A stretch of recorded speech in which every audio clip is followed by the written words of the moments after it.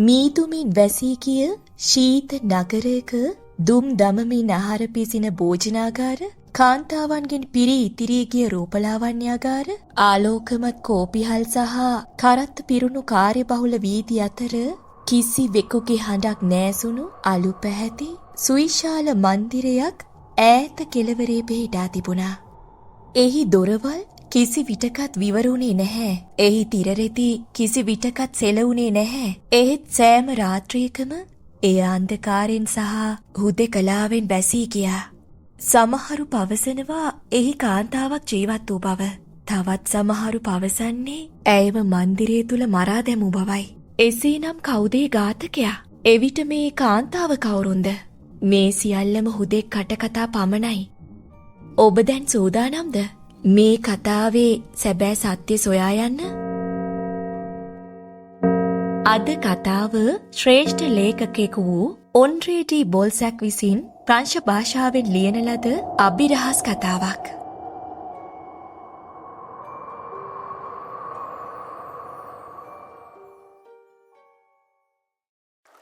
ලෝරී ගඟට නුදුරුව චෙන්ඩුමේ නැමැති කුඩා නගරයක් පිහිටා තිබුණා. එහි එක නගර සීමාවක සිට යාර 100ක් පමණ ඈතින් අලු පැහැති බිත්තියෙන් නිම වූ පැරණි මන්දිරයක් හුදකලා තැනක පිහිටා තිබුණා. මෙවැනි ගෙවල් අවට අනිවාර්යම වාගේ සාදා ඇති සම්පදම් කරන මඩු හෝ සේවකයන්ගේ නිවාස ඒ අවට නොවන බැවින් එය තනි වූ ප්‍රාසාදයක් ලෙස බැලූ බැල්මට පෙනෙනවා. මන්දිරයට ඉදිරිපස ගඟට මුහුණලා පිහිටි අතහැර දමන ලද ගෘහෝද්‍යානයේ කාලෙකට කලින් මනා ලෙස සකස් කර කප්පාදු කරන ලද මල් පඳුරු සහ බඩවැටිද සක්මන් මලු මායිම් කර සිට වූ අලංකාර පැලෑටිද ඉබේටම හැදී වල් බිහිවි තාමත් දිස්වෙනවා. ගම් යූරේ විලෝගස්ද ගෘහෝද්‍යානයේ බඩවැටියද එකට යාවී ඇති බැවින් මන්දිරයේ පෙනෙන නොපෙනෙන ලෙස සැඟවී තිබෙනවා. අප බොහෝ දෙනා අශෝභන දර්ශනයක් ලෙස පිළිගන්නා වල් පැලෑටි මේ උද්‍යානයේ ඊටාම සශ්‍රීකව ගස්වැල් හා එකට බැඳී ඇති බැවින් ඇත්ත වශයෙන්ම ගංයුර ප්‍රදේශය ඊටාම දැකුම් කළුයි. බිත්ති අයිනේ රෝපණය කරන ලද අලංකාර ගස් බඩවැටියක් වගේ එහි බිත්ති වටා පැතිරී තිබෙනවා. කන්ද මුදුනේ පිහිටි චෙන්ඩොමි ආදිපාදිවරුන්ගේ නටබුන් මාලිගාව අසල සිට ලෝරී ගඟ දෙස බලන ඔබේ ඇස් රුක් වවා මනා ලෙස කොටු කර ඇති මේ මන්දිර භූමිය දෙසට නිසැකයෙන්ම යොමු වෙනවා ඇති. නිශ්චිත වශයෙන් කාල සීමාවක් සිතා ගැනීමට දුෂ්කර වුණත් බොහොම කාලයකට කලින් මේ මන්දිරය ප්‍රභූවරයෙකුගේ වාසභවනක්ව පැවති බව ඔබට පෙනේවි. මේ මන්දිරේ වහල ඉතා අබලන්. එහි ජනෙල් කවුළු හැම විටම වසා තිබුණා. සඳලු තල මත සෑදූ වැහි ලිහිණි කූඩු අපමණයි.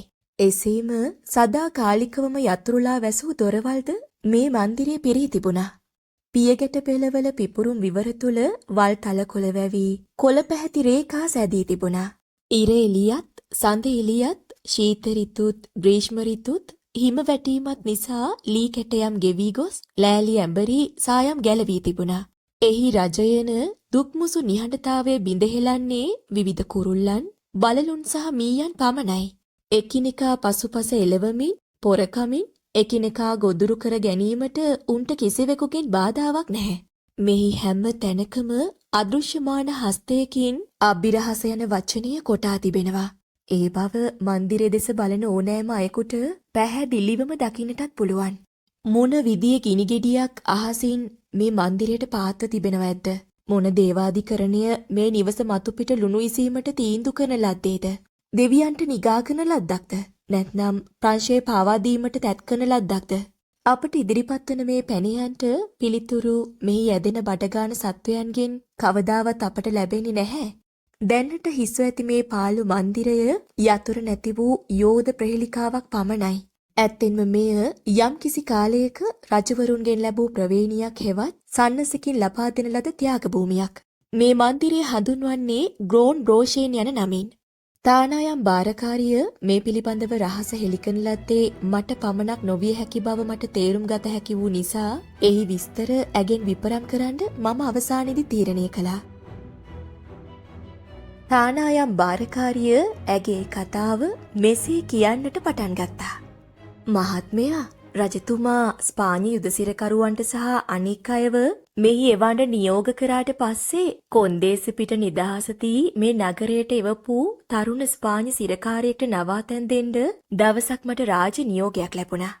නිදහසේ කොන්දේසි මොනවා වුණත් එයා හැමදාම දෙවනි යුද නිලධාරියා ඉදිරියේ පෙනී සිටියා. මේ තරුණ සිරකරුවා ස්පාඤ්ඤ රදලවරයෙක් කියලා පස්සේ කාලෙක මට ආරංචි වුණා. එයාගේ නම නම් මට හරියට මතක නැහැ. නමුත් මගේ පොතේ ලියලා තියෙනවා. මහත්මයාට ඕන වෙලාවක බලන්න. ඕ ඒ විතරක් නෙවෙයි. එයා හරිම කඩවසම් තරුණෙක්. සාමාන්‍යයෙන් ස්පාඤ්ඤකාරයෝ කැත මිනිස්සුයි කියලා කතාවක් තියෙනවනේ. මියා එහෙම නෑ. එයා අඩි 5කුත් අඟල් 2-3ක් උස ඇති. ඒ වුණාට ඇඟපත හොඳට හැදිලා. එයාගේ අත් නිකන් ගෑණියෙකුගේ අත් වගේ. හැබැයි හරි ලස්සනට පිරිසිදුව තියාගෙන හිටියා. තරුණියක ළඟ තියෙනවට වඩා වැඩිය එයා ළඟ රූපය අලංකාර කරන වයි වාරණ බුරුසු ಜಾති තිබුණා. එයාගේ කෙස් හොඳට කළු පාටයි. ඇස් නිර්භීතයි. අහම ටිකක් දුඹුරු පාට ගැන්විලා. නමුත් බලා ඉඳ ආස හිතෙනවා. එයාගේ ඇඳුම් කට්ටලය මම දැකපු වටිනාම එකක් බව කියන්න ඕනේ. ඉතින් මහත්මයාට කියන්න ඕනේ මගේ තානායමේ කුමාරිකාව පවා නතර වෙලා තියෙනවා. එතකොට ජෙනරාල් බර්ට්‍රෑන්, අබ්‍රාන්ත්‍යාධිපතිවරයා, ඩීකැසෙ මැතිතුමයි ඒ මැතිනියයි. ඒ විතරක් නෙවෙයි ස්පාඤ්ඤ රජතුමා පවා මගේ තානායමේ නවාතැන් අරන් තියෙනවා. ඉතින් මේ තරුණ ස්පාඤ්ඤ සිරකරුවා එහෙම නැත්තම් මේ රදලවරයා කෑමට වාඩි වුණත් කන්නේ බොහොම ටිකයි. එයා හරිම කරුණාවන්තයි. ආචාරශීලී. කාටවත් මෙයත් එක්ක කොහොමටවත් තරහක් ඇති කරගන්න බැරි විදිහේ මහත්මයෙක්. ඇත්තම කතාව එයා දවසකට 3-4 වතාවක්වත් කට ඇරලා කතා කළේ නෑ. ඉතින් එයා එක කතා කරන එක ලේසි පාසු වැඩක් නෙවෙයි. කෙනෙක් එයා එක්ක කතා කළොත් එයා නිශ්ශබ්දව ඉන්නවා. එයා දේව පූජා පොත, ඒ කියන්නේ යාඥා පොත කියුවේ හරියට පූජකෙක් වගේ. හැම දේව මෙහෙයකටම එයා පල්ලියට ගියා. එයා පල්ලියට ගිය පළවෙනි දවසේ එයා අසුන් ගත්තේ මෙරට් මැතිනියගේ දේව මණ්ඩලයේ මුල. එයා පූජා පොත බලාගත් ගමම්ම දිගටම එහෙමම යාඥා කරමින් හිටියා. අනේ පව් අහිංසකයා. ඊට පස්සේ එයා හැමදාම හැන්දෑවේ කන්ද උඩට ගිහින් මාලිකාවේ නටබුන් අතර ඇවිදිනවා. අනේ අහිංසකයාගේ එකම විනෝදේ එහෙම ඇවිදින එක.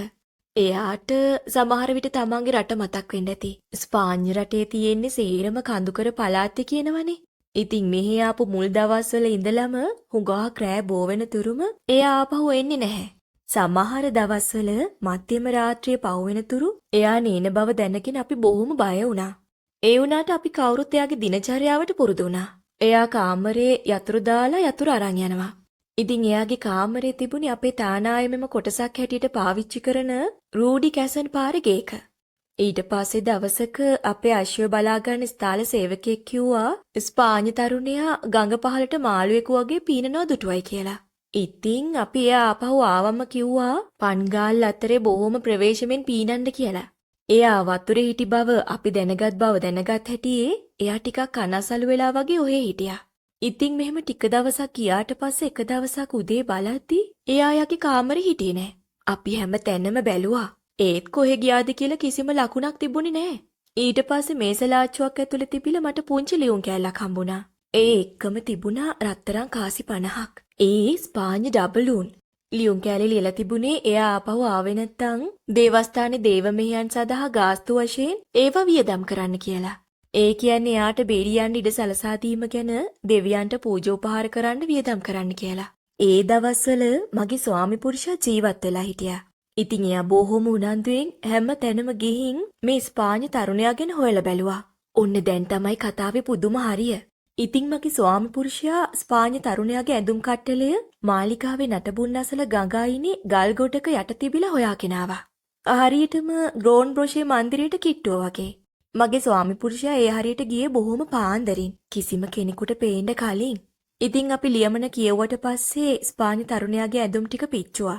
ඉතින් අපි පේඩියා සිටුවරයා ඒ කියන්නේ ස්පාඤ්ඤ තරුණයාගේ අභිමතාර්ථයේ පරිදි එයා පැනගොස් ඇති බව ආරංචි කළා. දෙවනි යුද නිලධාරියා වහම ඔහුගේ සොල්දාදුවන් සිරකරුව හොයන්න පිටත් කළා. ඒත් ඔහු හොයාගන්න බැරි වුණා.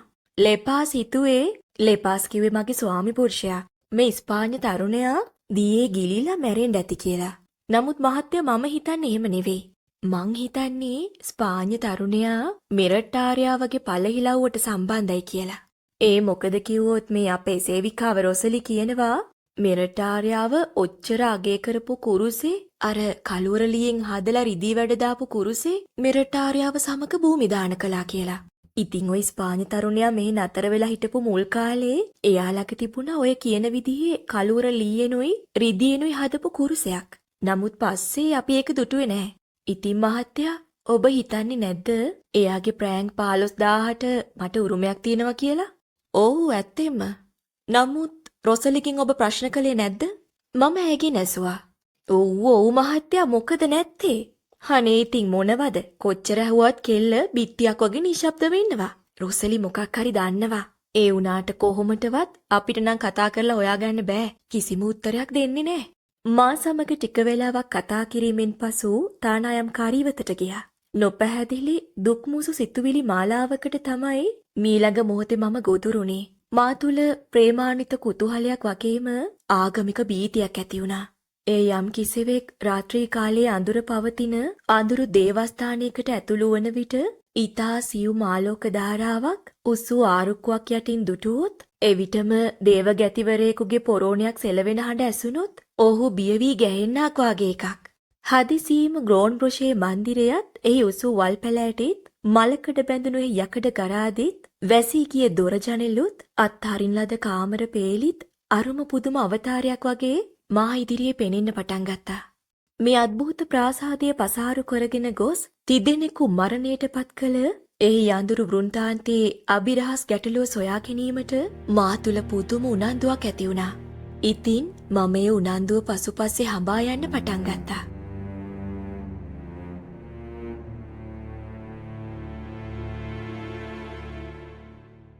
තානායම් පාලිකාව පැවසූ රොසලිව මට පෙනුනේ මේ නගරේ ඉතාමත් සිත් ගන්නාසුළු කාන්තාවක් ලෙසිනුයි. ඈ දෙස ප්‍රවේශමින් බලා සිටි මට පෙනුනේ ඈ ඉතා හොඳ ශරීර සනීපෙන් සිටින තරබාරු ගැහැණියක බවයි. පසුතැවිල්ලේ හෝ බලාපොරොත්තුවේ බීජයක් ඈ තුළ මුල් බැස ඇති බවත් මට පෙනුණා. ඇගේ ඉරියව් වලින් රහසක සේයාවක් හෙළි වුණා. ඇගේ පිරුණු ලැම පෙදෙස වැසූ හැට්ටයත් දම් පාටත් නිල් පාටත් රේන්දල්වා හැඩවැට කළ ඇගේ කපු ගවුමත් දුටු විට ඔබ ඇය අහිංසක බව පිළිගනු ඇති. කෙසේ හෝ ග්‍රොන්බොෂේ මන්දිර ඉතිහාසයේ ඇගෙන් ඉගෙනගෙන මිස මේ නගරෙන් නැවත පිට නොවීමට මම තීරණය කරගත්තා. මගේ පරමාර්ථය ඉෂ්ට කර ගැනීමට අවශ්‍ය වූහොත් රොසලි සමග මිතුරු වීමටත් මම කල්පනා කළා. දිනක් සැන්දෑවක මම ඇයට කතා කළා. රොසලි, ඔව් මහත්මයා. රොසලි විවාහ වෙලා නෑ නේද? ඈ මදක් තිගැස්සී මා දෙස බැලුවා. හෝ මට ඕනෙ තරම් මිනිස්සු හොයාගන්න පුළුවන් කාලකන්ණි වෙන්න ඕනි කියලා මගේ හිතට ආවොත් ඈ සිනාසෙමින් පැවසුවා. ඇගේ සිත් කැළපීමෙන් ඈ ඉක්මනින් මිදුණු බව පෙනුණා. තානායමේ ප්‍රධාන ස්ත්‍රිය පටන් මුළුතැන්ගේ සේවිකාව දක්වා එහි හැම ස්ත්‍රියකටම විශේෂ වූ ශාන්ත භාවයක් ඈ තුලත් පිහිටා තිබුණා. රොසලි වගේ ලස්සන තරුණියකට ප්‍රේමවන්තයන්ගේ අඩුපාඩුවක් නැති බව මට තේරෙනවා. ඒ වුණාට රොසලි ඇයි තානායමක රස්සාවක් හොයාගත්තේ? මං අහන්නේ මෙරටාර්යාවගේ රස්සාවෙන් අසුනාට පස්සේ ඇයි මෙරටාර්යාව රොසලිට ජීවත් වෙන්න යමක් දුන්නේ නැද්ද? ඔව්. ඇයි නැත්තේ? නමුත් මහත්තයා මෙහෙ තමයි මුළු නගරෙම තියෙන හොඳම තැන. රොසලි දුන් පිළිතුර මට පෙනුනේ විනිශ්චයකාරවරුන් සහ නීතිඥවරුන් හඳුන්වන මගහරින ක්‍රමයක් හෝ සත්‍ය වසන් කිරීමට තැත් කරන ලද පිළිතුරක් හැටියටයි. මේ අద్භූත කාන්තාරයේ රොසලිට හිමි කොටස මට පෙනුනේ චෙස් ක්‍රීඩා ලෑල්ලක මැදේ පිහිටි චතුරස්‍රයකට හිමි කොටසක් වාගෙයි. සත්‍ය හදවතට අයිති බවත් කුමක් හෝ වේවා එහි ප්‍රධාන කොටසට හේවත් පටලැවිල්ලට ඈ නිසකයෙන්ම ගෙති ඇති බවත් මට සිතා ගන්නට පුළුවන්. රොසලි විජයග්‍රහණය කිරීම සාමාන්‍ය වටලෑමක් නොවන බවත් මට පෙනුණා. මේ තරුණිය තුල නව කතාවක අවසාන පරිච්ඡේදයේ සැඟවී ඇති හේයින් එතෙන් සිට ඇය මගේ ආශාවේ ප්‍රධාන වස්තුව බවට පත් වුණා. එක උදෑසනක මම මෙසේ රොසලිට කීවා. රොසලි, මෙරටාර්යාව ගැන දන්න හැමදේම මට කියන්න. අනී හොරස් මහත්තයා, ඒව ගැන නම් මගෙන් අහන්න එපා කරුණා කරලා. ඈ බීතියටපත් වෙමින් පැවසුවා. ඇගේ රූමත් මුහුණ මලානික වුණා. ඇගේ ලස්සන දීප්තිමත් පැහැ වෙනස් වුණා. ඇගේ ඇස්වල දීප්තිමත් අහිංසකත්වයේ මැකී ගියා. නමුත් අවසානයේදී ඈ මට මෙසේ පැවසුවා. හොඳයි එහෙනම් මහත්තයාට ඒ ගැන දැනගන්න ඔය තරම් කැමති නම් මං කියන්නම්. හැබැයි මහත්තයා මට පොරොන්දු වෙන්න ඕනේ මගේ රහස එලි නොකරන්න. පොරොන්දු වෙනවද? හොඳයි. අනිවාර්යෙන්ම. හොරෙකුගේ පක්ෂපාතී භාවයට නොදෙවෙනුව මම ඔබේ රහස ආරක්ෂා කරනවා. රහසක් සංගවා ආරක්ෂා කර තබා ගන්න මේ ලෝකේ උසස්ම අධිෂ්ඨානයත් ශක්තියත් පක්ෂපාතීභාවයක් තියෙන්නේ හොරෙකුට පමණක් බව ඔබ දන්නවනේ. රොසෙලි මා සමග කී වෘන්තාන්තය මුළු මුනින්ම ඔබට කීමට නම් ඒ සඳහා වෙනම පොතක් ලිවීම අවශ්‍ය වනු ඇති. එබැවින් ඒ ඊතා සැකවින් දැන් මම ඔබට දන්වන්නම්. මෙරට ආර්යාවගේ කාමරයේ පිහිටා තිබුණේ බ්‍රොෂේ මන්දිරේ වාතමාලයේ. ඇගේ ඇඳුම් අල්මාරියෝයේ කාමරයේ බිත්තිය ඇතුළට අඩි 4ක පමණ හිඩස් ඇති ලෙස සෑදූ කුඩා කුටියක්. මේ සිද්ධිය සිදු වූ සැන්දෑවට තෙමසකට පමණ පෙර මෙරට ආර්යාව රෝගී වූ හේයින් ඇගේ සැමියා මෙරට සිටුවරයා ඈට ඇගේ කාමරයේ තනිවම සිටීමට ඉඩ සලසා ඔහු උඩුමහල වෙනම කාමරයක ජීවත් වුණා.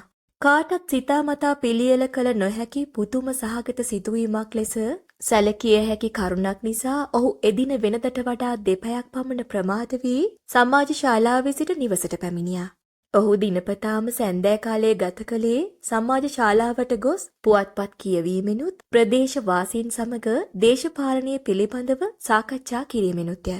එදින සැන්දෑවේ සමාජ ශාලාවට ගිය තම සැමියා පසුව නිවසට පැමිණ ඔහුගේ කාමරේ නිදාගන්නට ඇති කියා මෙරට්ටාරයාව කල්පනා කළා.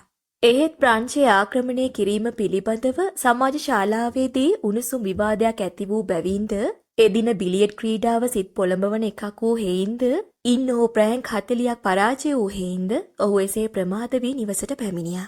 ප්‍රෑන්ක් 40 මේ නගරෙදි විශාල මුදලක් ලෙස පිළිගත්තා. ඒ අයි කිව්වොත් එහි බොහෝ දෙනා මුදල් පොදි බැඳීම විනා වියදම් නොකළ හේනුයි. එහි ගති පැවතුම් චාම් නිහතමානී තත්වයකට සීමා වුණා. නියම සතුට මුල එය විය හැකියි. පැරිස් වාසීන් එවැනි ජීවිතයකට ආශා කළේ නැහැ. කාලයක සිට මෙරට් මැතිතුමා තම බිරිඳ නිදා ගන්නවාදැයි රොසලින්ගෙන් විපරම් කිරීමට පුරුදුව සිටියා. රොසලි බොහෝ විට පිළිතුරු දුන්නේ තම ස්වාමිදුව තද නින්දේ පසුවේ යනුවෙනුයි. ඈ එසේ කීවිකස ඔහු පළපුරුද්දෙත් විශ්වාසෙත් බලපෑමෙන් ඇති වූ සතුටින් තම කාමරයට ගොස් නිදා ගැනීමට පුරුදුව සිටියා. එදින ඔහු නිවසට ඇතුළුවත්ම තම බිරිඳ දැක එදින තමාට සමාජ ශාලාවේ බිලියඩ් ක්‍රීඩාවෙන් වූ අලාපය ගැන කියා සැනසුම් වදන් නැගෙන් ලබා ගැනීමට ඔහුට සිතුණා. එදින සමාජ ශාලාවට යාමට පෙර රෑ කෑම කද්දී ඔහුගේ බිරිඳ ඉතා කෝමල ලීලාවෙන් ඇඳ පැළඳ සිටි බව ඔහුට මතක් වුණා. ඇගේ අසනීපයේ සුව වී ඈ පෙරටත් වඩා රූමත්ව ඇති බව මෙරට පැතිතුමාට මතක් වුණා. ස්වාමි පුරුෂයන්ගේ ස්වභාවය මෙවැනි කරුණු සොයා ගැනීම ප්‍රමාද වීම බැවින් ඔහු දෙසේ ප්‍රමාද වුණා. රොසලිට කතා කර තම බිරිඳ නිදා ඇතැයි විමසනු වෙනුවට මෙරට මැතිතුමා ලන්තෑරුමක්ද ඇතිව ඇගේ කාමරයේ දෙසට ගොස් පියකැට පෙළේ පළමුවෙනි පඩියේ ඔහු ගෙනා ලන්තෑරුම තැබුවා. ඔහුගේ පාවහන් හඬ මෙරට ආර්යාවට ඇසුණා. මෙරට සිටුවරයා තම බිරිඳගේ කාමරයට ඇතුළු වීමට දොරගුල කරකනවත් සමගම මා පෙර සදාහන් කළ බිත්තියේ ඇඳුම් කුටියේ වැසෙන්නක් වැනි හඬක් ඔහුට ඇසුණා. එහෙත් ඔහු කාමරයට ඇතුළු වන විට මෙරට ආර්යාව කාමරයේ උෂ්ණ කරන ලිපාසල පුටුවක තනිවම හිඳගෙන හිටියා.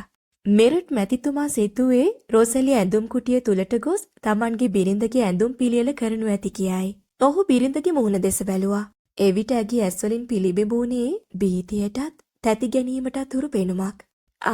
ඔබ අද හරි ප්‍රමාදයි නේද? ඈ පැවසුවා. හැම විටම ඈ ඔහු සමග කතා කළ සංගීතාත්මක පිරිසිදු හඬ වෙනුවට තරමක වෙනස් හඬකින් ඒ ඇසූ බව ඔහුට දැනුණා. මෙරට සිටුවරයා පිළිතුරු දුන්නේ නැහැ. එම අවස්ථාවේදීම රොසලි කාමරය තුලට පිවිසි බැවිනුයි. ඒ ඔහුට හෙන පහරක් වැදුනාක් මෙන් වුණා. තම දෑත් පපුවට ගුලි කරගෙන යන්ත්‍රානුසාරෙන් මෙන් ඔහු කාමරේ ඔබම ඇවිත්තා. ජනෙලයක සිට තවත් ජනෙලයක් වෙත ගියා. රොසලි තම ස්වාමිතුවගේ ඇඳුම් මාරු කර රෑ ඇඳුම් ඇඳීමට ඇයට උදව් කරද්දී මෙරට ආර්යාව බය අහතු ලෙස තම සැමියාගෙන් මෙසේ ඇසුවා. "ඇයි මෙරට, ඔබට යම්කිසි අසුබ ආරංචියක්වත් ලැබුණද? එසේ නැතිනම් ඔබ අසනීපෙන්ද?" ඔහු කිසිවක් කතා කළේ නැහැ. "රොසලි, දැන් ඔයාට යන්න පුළුවන්. මගේ කොණ්ඩේ රැලි ටික දමා කටු ගහගන්න මට පුළුවන්." ඇය තම සේවිකාවට පැවසුවා. තනිවම සිටීම ප්‍රඥා ගෝචර ලෙස ඇය කල්පනා කළා. රොසලි දොරෙන් පිටතට ගොස් මෙරට යෝලට නොපෙනෙන පරිදි සිට ඔවුන්ගේ කතා බහ අසාගෙන සිටියා. රොසලි කාමරෙන් පිටතට ගිය පසු මෙරට සිටුවරයා තම බිරිඳ ඉදිරියේ සිට අනුකම්පා විරහිත ස්වරයකින් මෙසේ පැවසුවා. "මැතිනිය, ඔබේ ඇඳුම් කුටියේ කවුද ඉන්නවා?" ඈ ඊතා සංසුන්ව තම සැමියා දෙස බලා "නෑ මහත්මයා, එහෙම කවුරුත් නැහැ" යනුවෙන් පිළිතුරු දුන්නා. මෙය මෙරට් සිටුවරයාගේ හද දෙදෑරුම් කෑ පිළිතුරක් වුණා. ඔහු ඒ විශ්වාස කළේ නැහැ. ඒත් වෙන කිසි දිනක ඔහු නොදුටු පාරිශුද්ධතාවයක් සහ සිල්වත් බවක් එවිට ඇගෙන් ඔහුට පෙනුණා. ඇඳුම් කුටියේ දොර ඇරීමට ඔහු නැගී සිටියා. එවිට මෙරටාර්යාව ඔහුගේ අත අල්ලා දුක්මුසු බැල්මක් ඔහු වෙත හෙලා ඇගේ හදවතේ වේදනාව පහසුවෙන් පිළිබිඹු වූ හඬකින් ඔහුට මෙසේ පැවසුවා. "ඔය ඇඳුම් කුටිය තුල කවුරුත් හිටියේ නැත්නම් හිතාගන්න මෙතනින් අපේ සම්බන්ධය සදාටම අවසන් කියලා." තම බිරියගේ හැසිරීමෙන් දිසූ මේ අති විශේෂ ගාම්භීරත්වය නිසා සිටුවරයාගේ හද තුල ඈ ගැන පැවති තදබල භක්තියක් සැලකිල්ලත් නැවත තහවුරු වුණා. "නෑ ජොසපින්, මම කුටිය තුලට යන්නේ නෑ. ඒක ඇතුළට මම ගියත් නොගියත් අපි දෙන්නගේ සම්බන්ධය සදාටම අවසන් වෙනවා. දැන් ඉතින් මා කියන දේ හොඳට අහගෙන ඉන්න. මන් දන්නවා ඔබේ හදවත කොතරම් පිරිසිදුද කියලා. ඔබේ ජීවිතේ කොතරම් ආගමානුකූලද කියලා. ඔබේ ජීවිතය ආරක්ෂා කර ගැනීමටවත් බරපතල පාප කර්මයක් ඔබ නොකරන බව මං දන්නවා." සිටුවරයා පැවසුවා. මේ වචන ඔහුගේ මුවෙන් පිටවන විට මෙරට ආර්යාව වැහැරුණු බැල්මකින් ඇගේ සැමියා දෙස බලා සිටියා. "හොඳයි. මෙන්න මේ කුරුසිය අතට ගන්න. දෙවියන් වහන්සේ ඉදිරියේ මට දිවුරක් කියන්න ඔබේ අර ඇඳුම් කුටිය ඇතුළත කිසිවෙකු නැහැ කියලා. මං ඔබේ වචනේ පිළිගන්නවා. ඉන්පස්සේ මම කුටියේ දොර විවෘත කරන්නේ නැහැ." මෙරට ආර්යාව කුරුසිය අතටගෙන "මම දිවුරනවා" යනුවෙන් පැවසුවා. "මෙන්න මෙහෙම කියනවා. දෙවියන් වහන්සේ ඉදිරියේ මම දිවුරා කියනවා. අර ඇඳුම් කුටියේ කිසිවෙකු නැහැ කියලා." ඇගේ සැමියා එසේ පවසා බෙරිහන් දුන්නා. ඈ නොසැලී ඒ වාක්‍ය පැවසුවා. "හා දැන් ඔය ඇති." මෙරට් සිටුවරයා ආදරෙන් තොර සොරයකින් පැවසුවා. මද වේලාවක ඔහු නිසල්මන්ව සිට "මම මීට කලින් මේ ලස්සන සෙල්ලම් බඩුව කවදාවත් දැකලා නැහැනේ" කියමින් කාමරයේ තිබුණු කළුවර ලීයෙන් තනා රිද්දියෙන් ඊතා අනර්ග ලෙස කැටයම් කර තිබුණු කුරුසියක් දැක එය පරීක්ෂා කරමින් පැවසුවා. "ඔය කුරුසිය මට හමු වුණේ සාප්පුවේදී. සාප්පු හිමියා ඕක මිලදී ගත්තේ ස්පාඤ්ඤ පූජකවරයෙකුගෙන් ගිය අවුරුද්දේ හිරකාරයෝ චේන්ඩමේ මැදින් ගෙන යනකොටලු." මෙරට ආර්යාව පැවසුවා. "ආ එහෙමද?" එසේ පැවසූ මෙරට් සිටුවරයා කුරුසිය ඇන්නේ එල්ලෙමින් තිබුණු සීනුව නාද කළා. රොසලි එනතුරු බලා සිටීමට ඔහුට අවශ්‍ය වුණේ නැහැ. මන්ද සැනකින් නෑ ඔහු ඉදිරියේ පෙනී සිටි බැවිනුයි. මෙරට් මැතිතුමා වහාම ඈ ළඟට ගොස් උද්‍යානයට මුහුණලා ඇති ජනෙල ළඟට ඈ යොමුකොට මෙසේ කොඳුරා කීවා. "රොසලි, මම කියන දේ හොඳට හිතට ගන්න ඕනේ. මන් දන්නවා ගෝරෙන්ප්ලෝ රොසලිව විවාහ කරගන්න ආසාවෙන් සිටින බව. රොසලි කිව්වා නේද එයාගේ භාර්යාව වෙන්න කැමති වෙන්නේ එයා දක්ෂ මේසන් කාර්මිකයෙකු වුණාට පසුව බව. මේ දැන් ගිහින් එයාව මා ළඟට එක්කගෙන එන්න ඕන. හැබැයි බදාම හැන්දයි අනෙකුත් මෙවලම් ටිකත් අරගෙන ඉන්න කියන්න ඕන. ගෝරෙන්ප්ලෝ ඇරෙන්න ගෙදර වෙන කිසි කෙනෙක් අවදි කරන්න එපා. එයාගේ වාසනාව රොසලි හිතනවටත් වඩා ඉහළින් ලැබේවි. ඔය කොයි දෙයටත් වඩා වැදගත් වෙන්නේ දොඩවන්නේවත් වාචාල කතාත් නැතිව මේ කාමරෙන් රොසලි එළියට යන එක. පැහැදිලිද? සද්ද කළොත් බලාගෙනයි." මෙරට් සිටුවරයා රොසලි දෙස රවා බැලුවා. රොසලි යාමට හැරුණු විට ඔහු නැවතත් කතා කළා. "මෙන්න මගේ අතුර." මීළඟ මොහොතේ මෙරට් සිටුවරයා කොරිඩෝරයට එබී හෙඩ හඬකින් මෙන් තද සොරයකින් ජින් යනුවෙන් කෑ ගැසුවා. ජින් මෙරට් සිටුවරයාගේ රියකරුත් පෞද්ගලික විශ්වාස කටයුතු සේවකයාත් වුණා. "උඹලා ඔක්කොම නිදා ගනිලා." ඔහු කොරිඩෝරයට හැරි සේවකයන්ට අණ කළා. "ජින්, උඹ මෙහෙවරෙන්." සංඥාවකින්ද රියකරුව තමා ළඟට ඔහු කැඳවා ගත්තා. ඉන්පසු ඊතා පහත් ස්වරයකින් ඔහු ජින්ට මෙසේ පැවසුවා. "වැඩකාරයෝ සේරම නින්දට වැටුනම කාටත් නින්ද ගියාම මට ඇවිත් කතා කරපන්." මෙරට් සිටුවරයා මේ හැම අනදීමක්ම කරද්දී තම ඇස් මෙරට් ආර්යාව දෙසටම යොමු කර සිටීමටත් ඔහු අමතක කළේ නැහැ. ඔහු ලිප ළඟට හෙමිහිට ගොස් තම බිරිඳට මුහුණලා සැප පහසු පුටුවක හිඳ එදින සවස තම සමාජ ශාලාවේ සිදු වූ සිද්ධීන් ඇයට විස්තර කොට කියන්නට පටන් ගත්තා. බිලියඩ් ක්‍රීඩාවෙන් තමන් ප්‍රෑන්ක් 40ක් පරාජයට පත් වූ බවත් ඔහු පැවසුවා. රොසලි ආපසු පැමිණෙන විට මෙරට් සිටුවරයාත් මෙරට් ආර්යාවත් ඊතා සුහද ලීලාවකින් කතා කරමින් සිටියා. සිටුවරයා විසින් ඔහුගේ මන්දිරයේ යටමාලේ අමුත්තන් පිළිගන්නා කාමරත් විසිත්ත කාමරවලත් සීලින් ළඟදී අලුත් ඇඩියා කෙරෙව්වා. ප්‍රවාහන ගාස්තු අධික වූ නිසා නගරේ වෙළඳසැල්වල පැරිස් බදාම මිල අධික වුණා. එබැවින් සිටුවරයා පැරිස් බදාම විශාල ප්‍රමාණයක් ගෙන්වා ගබඩා කර තිබුණා. තමන්ගේ අවශ්‍යතාවයන් සපුරාගත් පසු ඉතුරු වූ ප්‍රමාණය නැවත විකිණීමටයි ඔහු අදහස් කළේ. ඔහුගේ සිතේ ඇති වූ සැලැස්ම ක්‍රියාත්මක කිරීමට මේ තත්ත්වය ඔහුව පෙළඹෙව්වා. මහත්මයාණෙනි, ගොරෙන්ප්ලෝ ඇවිල්ලා. රොස්සලි පහත් ස්වරයකින් කීවා. මෙහාට එක්කවරෙන්. මේසන් කාර්මිකයව දුටු මෙරට් ආර්යාව තරමක් සුදුමැලි වුණා. ගොරෙන්ප්ලෝ, උඹ දැන් අශකරත්ත මඩුවට ගිහින් මේ ඇඳුම් කුටිය දොරටුව වැහෙන්ඩු වමනා ප්‍රමාණයට ගඩොල් අරන් වරේ. අර පැරිසි බදාම වලින් බිත්තියේ ගඩොල් අලලා කපරාරු කරපන්. ඊළඟට ඔහු රොසලි සහ මේසන් කරු පසෙකට කැඳවා පහත් ස්වරයකින් මෙසේ පැවසුවා. ගොරෙන්ප්ලෝ, උඹ අද රාත්‍රියේ මෙහි නිදාගනින්. හෙට උඹව පිටරටක නගරයකට යවන්න මම පිළියෙල කරනවා. පාස්පෝර්ට් බලපත්‍රයක් හෙට මං උඹට අරන් දෙනවා. උඹේ ගමනට මම ප්‍රෑන්ක් 6000ක් දෙනවා. ඒ රටේ උඹ ඉන්න ඕනේ අවුරුදු 10ක්. උඹට මම කියන ඒ නගරේ ඉන්න බැරි නම් වෙන නගරයකට ගිහින් පදිංචි වුණාට කමක් නැහැ. හැබැයි ඒ පිටරටේම වෙන්න ඕන. උඹ යන ගමන් පැරිසියේදී මායනතුරු බලාහිඳ මා හමු වෙන්නත් ඕන. පැරිසියේදී මම උඹට තව ප්‍රෑන්ක් 6000ක් දෙනවා. ගිවිසුමක් පිට. අද රාත්‍රී අපි කරන්න යන දේ කාටවත් වචනයකින්වත් මොන විදියකටවත් නොකියවන හැටියට උඹ පොරොන්දු වෙන්න ඕන. ඒකට ගෙවන වන්දිය තමයි මේ මුදල්. පැහැදිලිද? රොසලි, උඹ ගොරෙන්ප්ලෝ සමග විවාහ වෙන දවසට මම උඹට ප්‍රෑන්ක් 10000ක් දෙනවා. හැබැයි උඹට කසාද බඳින්න උවමනාවක් තියෙනවා නම් වචනයක්වත් කාටවත් කියන්න බෑ. තේරුණාද? කීවොතින් උඹට දෑවැද්දක් ලැබෙන්නේ නෑ. රොසලි, මගේ කෝණ්ඩේ රැලි කරලා කටු ගහන්න. මෙතෙක් වෙලා නිහඬව බලා සිටි මෙරට් ආර්යාව රොසලිට කතා කර පැවසුවා. මෙරට් සිටුවරයා නිසසලව දොර දෙසත් මේසන් කරු දෙසත් තම බිරිය දෙසත් බලමින් කාමරය ඔබමම සක්මන් කළා. එහෙත් කිසි ලෙසක තමාගේ සැකය කිසිවෙකුට නොහැගෙන ලෙස ඔහු හැසිරුණා. මේසන් කරු ගඩොල් බාමින් සිටින විටද තම සැමියා කාමරේ ඈත කෙළවරට ගිය සැනින්ද මෙරට ආර්යාව රොසලිට මෙසේ රහසින් කීවා. මගේ කෙල්ල මේ ආපන්. මං උඹට අවුරුද්දට ප්‍රෑන්ක් 10 ගානේ දෙනවා. ගොරෙන්ප්ලෝට කියලා බිත්තියේ පතුලේ පුංචි කුහරයක් ඉතිරි කෙරෙව්වොත් පුළුවන්ද? ගොරෙන්ප්ලෝ දොරාසල ගඩොල් අතුරන විට මෙරට සිටුවරයාත් ආර්යාවත් නිසොල්මන්ව බලා සිටියා.